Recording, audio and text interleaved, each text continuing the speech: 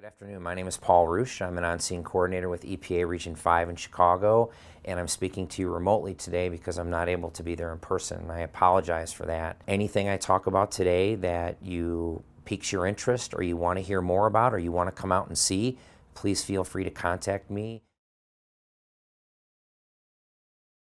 So when I was in high school, I was at home one day after school, and I received a visit from an individual from an environmental group called Citizens for a Better Environment. He left behind a newsletter, which I sat and read, and the newsletter was all about air contamination, air pollution from power plants, water pollution from industry, and I remember really being struck by this and thinking to myself, there's got to be a way to recover or reuse or at least filter some of these things out. I decided I was going to go into environmental engineering, and I was going to focus on trying to come up with engineering solutions for these pollution problems. You need a firm background in math and science, and in high school and in college that was my focus. I was interested in math and science, physics, chemistry, calculus, and that really formed the basis of it. And from there, I decided to go into the civil engineering program. I graduated with a Bachelor's of Science in Civil Engineering from the University of Notre Dame, and that really gave me a chance to take the math and the science principles that I had learned and apply them to something which I considered to be real world. Obviously, we're in the Great Lakes region, which is one of the largest freshwater systems on Earth.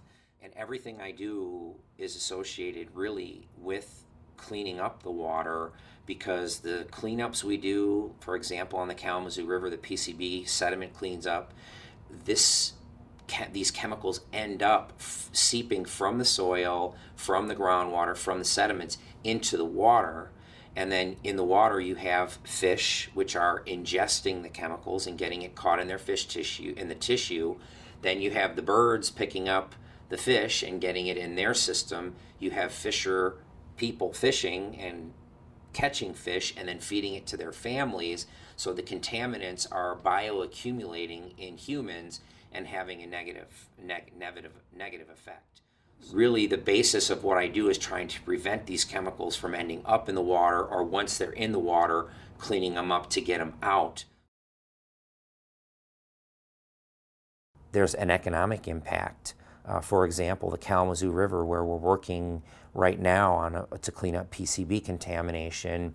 The cleanup itself brought 100 people to work in that community for 2.5 years.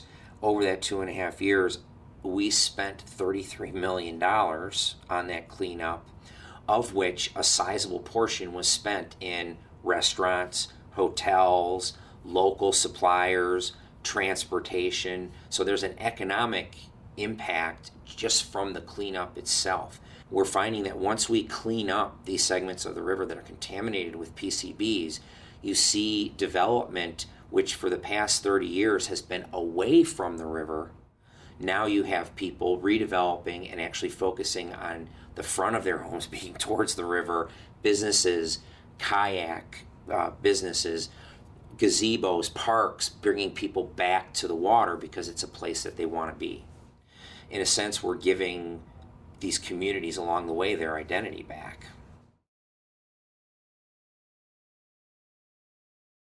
So if you're interested in math and science, this is a great way to a practical application for a lot of the concepts you're learning in chemistry, physics, math.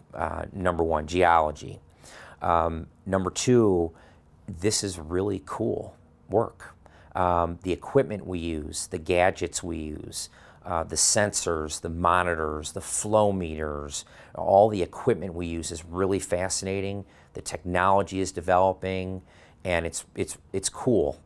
Also, I get to work outside almost every day.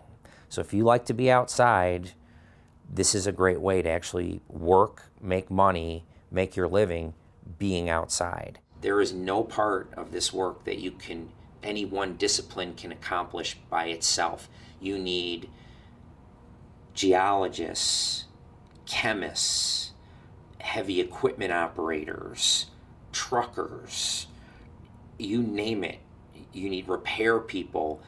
You're at any given day, you're around 10 different disciplines, people that do all sorts of different things, and you get to talk to them and learn from them and work with them together to get these projects done. And for me, that's perhaps the most rewarding thing here, is that just the spectrum of people that you get to work with is, and the people that you get to meet, is really, really fun.